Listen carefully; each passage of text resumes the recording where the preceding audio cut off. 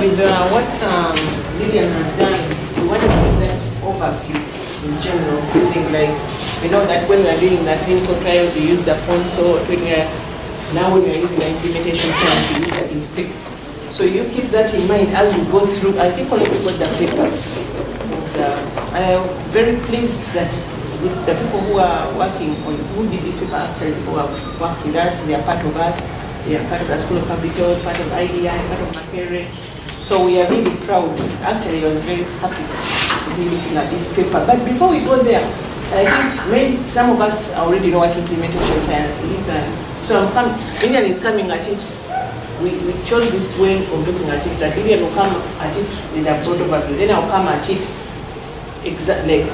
Sorry to say, because I'm a teacher by profession. Like, are they doing it right in the context of? Let alone did they do a good study, but are they doing implementation science? What can we learn from it? That's what we are looking at. So we know what, some of us know what implementation science is, some of us are still learning, maybe one of them. But that's what the NIH defines implementation science as. I wanted to remove the IS, because you know what IS, sometimes people think of IS as ICC. So we need to think of implementation science. I couldn't not think of IS, especially given what has been happening in Turkey, but this is implementation science. Study of methods to promote adoption and integration of evidence-based practices, okay? So IS examines is that science where the implementation is measured as science, is done as science. I think all of us have been implementing things for years, but people are implementing them differently. So they wanted a standard where we can all do things quote unquote right, but as we know, there is never any right. So when we are looking at implementation science, we use effectiveness rather than efficacy, which we use in clinical trials for those who are students still, like I am. So if you go to the Fogati website, it has a lot of detail and actually tools that you can use in implementation science. So, and frameworks. I learned a lot even as we are doing this work with media. So, some of the common frameworks are like the ones they use here: REAIM, proceed. I learned a new one, that one, dynamic sustainability. And actually, in this paper, if you look at it, they have that voltage drop mentioned somewhere. So I think they use 3, not just REAIM and please read more about these. Before we go into our analysis, further analysis of the paper. So you read that. Lillian has already mentioned it, and they also said they use the CFIR, and the major domains is that they should have the intervention, the in and outer setting, the individuals involved, and the process by which implementation is accomplished. That's the CFIR framework. What is the? Okay, I won't go there now. I was going to ask you a silly question.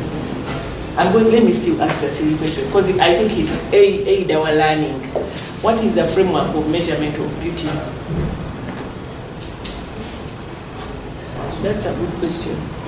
What is the framework? If I'm coming from TESO, I have my framework. You understand? If I'm coming from Western, you have seen the Kim and who? Kanye. Yes, Kim and Kanye. I hear people used to, they used to put Kim's body on the what? On the TV, and people would marvel. Now when they put it beside, what's her name? The president's daughter. Things changed. Because there is a different framework now being what?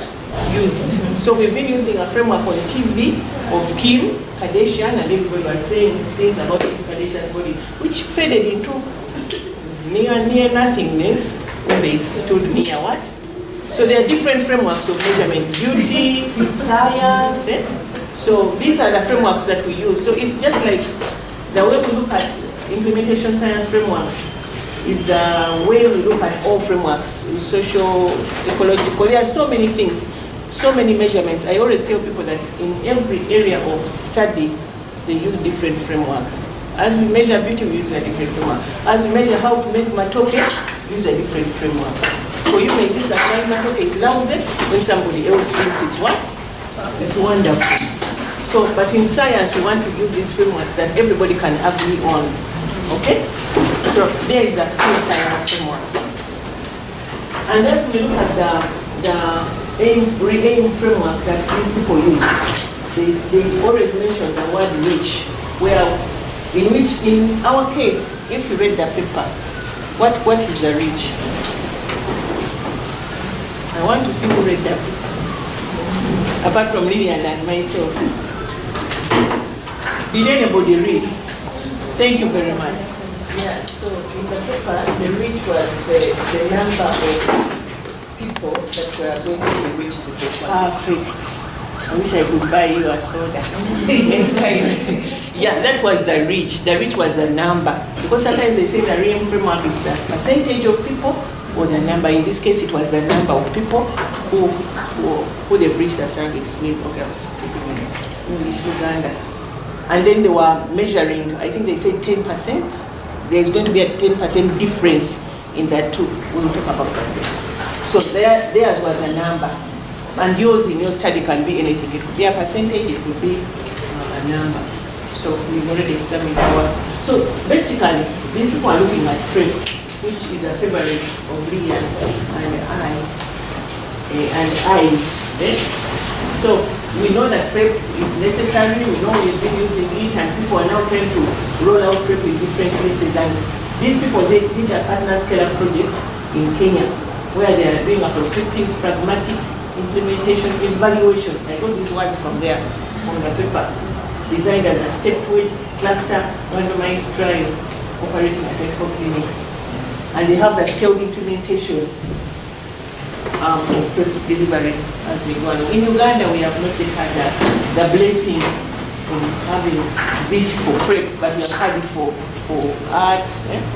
Dr. Sebekan was doing a study similar to that. So maybe in the near future, we'll be getting such a study. So this was their intervention package. Whenever you have implementation science protocols, as Lydia was saying, according to that inspect, you have to have the intervention package.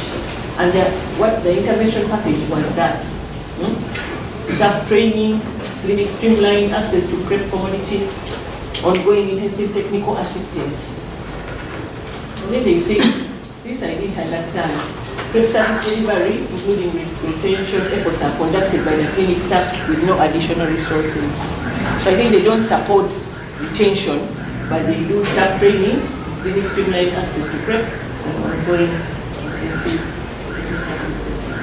And we have already heard that they are doing using the REM and also using the consolidated framework, and I think they are also using that dynamic sustainability, because you see in their paper they mention voltage drop, which I didn't quite understand and still trying to understand.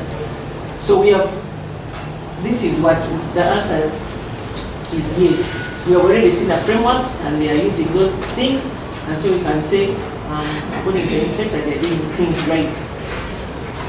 They say that in their study, they are doing project progress and learning, and they are documenting that through ongoing monitoring and process evaluations, including chat abstraction and individual and key informative interviews to evaluate program rollout. And then they say they want to understand barriers and facilitators for successful PrEP delivery in the Kenya setting. I think normally we would do I would think that we would have done it the other way, like do the qualitative studies first. But I think things were running away from them, so they decided to do both as they go along, which is what programs are, program evaluation.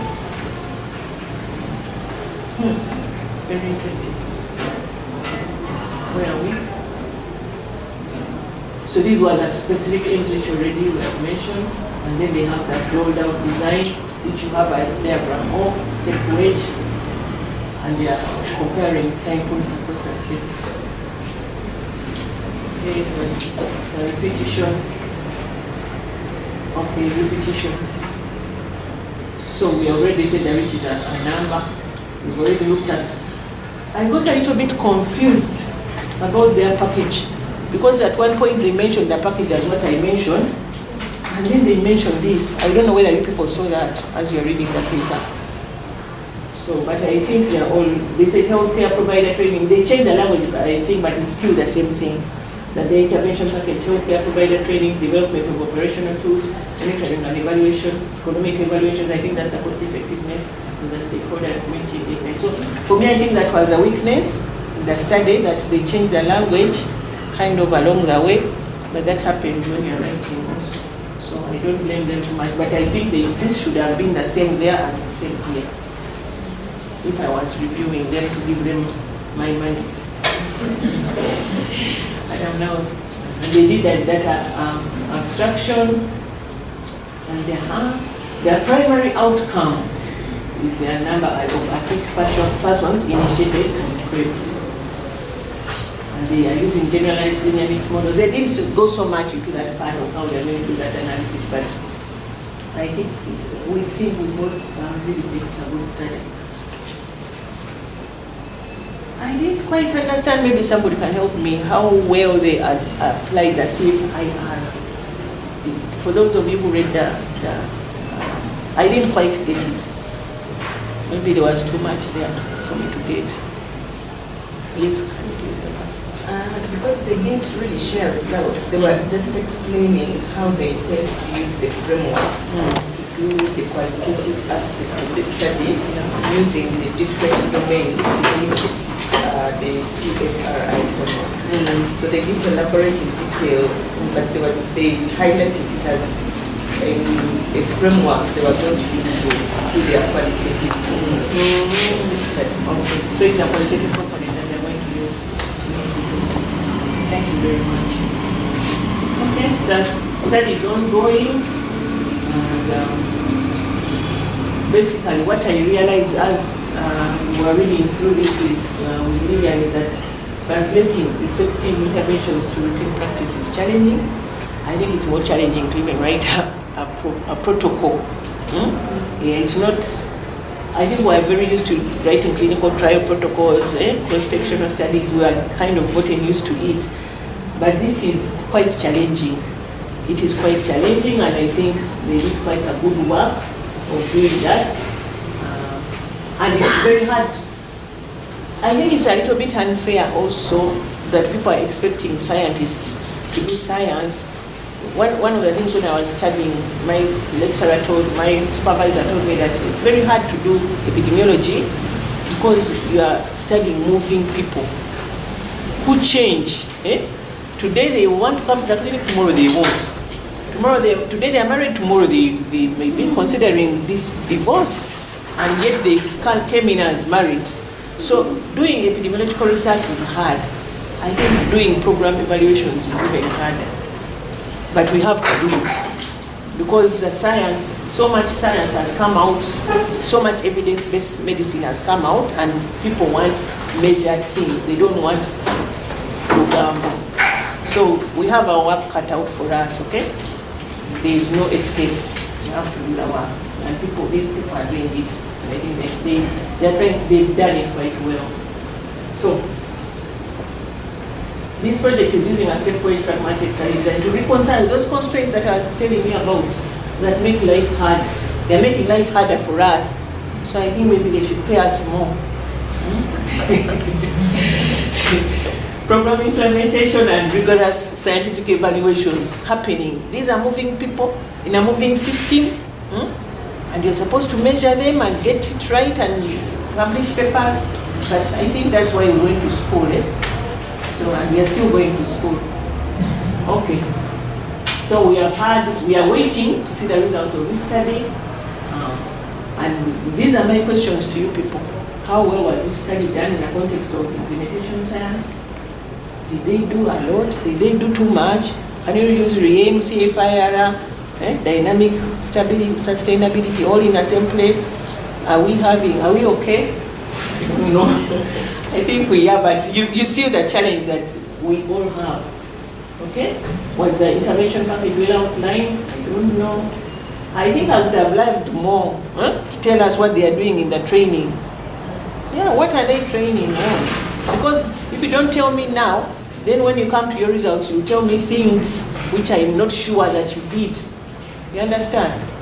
So I think a lesson for us is going forward is if we are going to do our studies, tell people what you're going to do in your training, in your protocol. Otherwise, we don't know. I will talk to Kenneth, he's my friend, so I'll ask him. And I think also Lillian has we always talk to each other, me and we have, I know she writes to him, so she should ask him, what are they training people on? Why are they not telling us at this point in time? I was expecting to see some things at the end, some, what they call appendices of what they are training, the BC, what is that they told? Behavioral change wheel, and the little breakdowns questions that they are asking as they are training people. And I think, anyway, this is a growing area, so it's okay. Okay, what would have been done better? I think they would have put those exact trainings at the end.